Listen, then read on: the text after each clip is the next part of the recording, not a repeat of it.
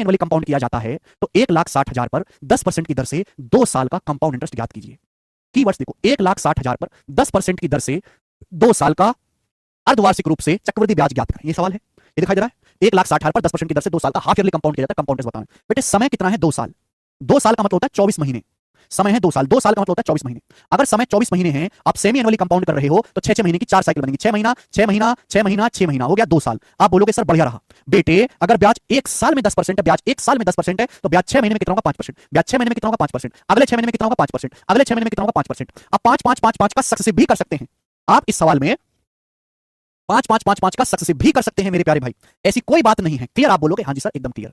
1,60,000 पर देखो 5% 5% 5% 5% का 4 बार सक्सेसिव करना, 4 साइकिल बन गई।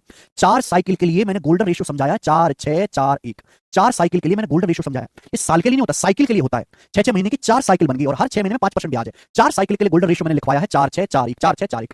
प्रिंसिपल कितना है? 1,60,000 रुपए। प्रिंसिपल कितना है मेरे दोस्तों? 1,60,000 रुपए।